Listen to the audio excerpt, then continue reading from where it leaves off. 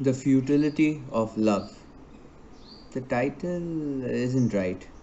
Love isn't futile, but it has in itself an inherent flaw. Flaw, maybe not flaw, but, but falsehood. Yes, falsehood. The inherent falsehood of love. Now that the title is perfect, let us take a detour. I love you, says the lover, oblivious as to who in the sentence is the subject and who the Almighty Master. Blind adoration almost always ends in a disaster. The object considers itself loved, but forgets that the I precedes the you, a truth that leads to many regrets. I love you, says the worshipper to God. I love you, says the addict to the drug.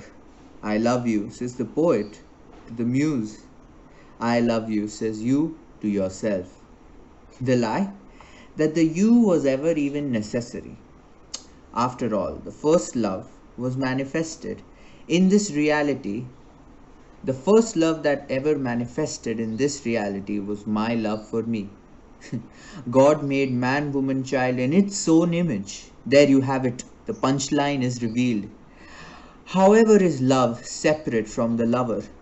And whomsoever claims that it is nothing but a big fat fucking liar with his pants on fire. Desire, desire, desire. For drugs, dame, deities, or anything else which takes one higher than this current plane of existence.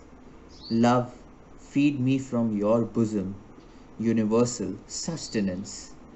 Drip drop from your nipples, mother. Suck me as you do, father. Clean me off this dirty skin. Lick away the lather on my leather. Expose me, explode in me, again and again and again, and faster, deeper, harder. The list of demands never stops, all whispered with about 20 to 40% horniness and 60 to 80% love. But then again, who knows the precise ratio? I remember once, as one was with me, doing, it doesn't matter what we were doing, except that it was all her and none of me. There she was, there I was, watching her living love up, with every twist of her heart and every thrust of her tongue. And there I was, reacting, body moving but mind frozen, and soul soaring somewhere else. I could hear her thoughts, from down below. Yeah, litany of love me, love me, love me, love me, love me, live with me, live with me, live me, live me, I, life, live, love me, live, and on and on and on and on. I fed her joy, and I was so happy to please her so. But more than anything else, I felt pity. Pity to be the cause of so much joy in her life. Poor little girl.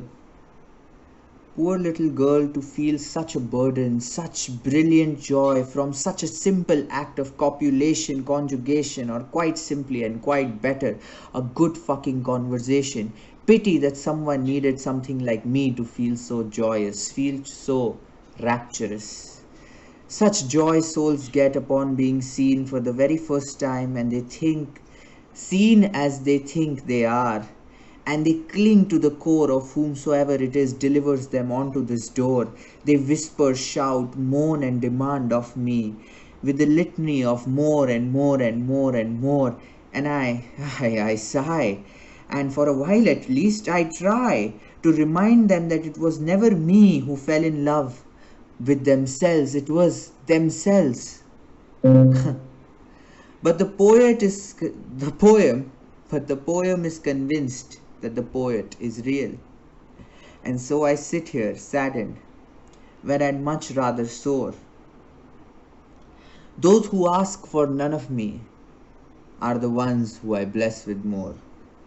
If anything, of that I am sure. Encore, encore, encore.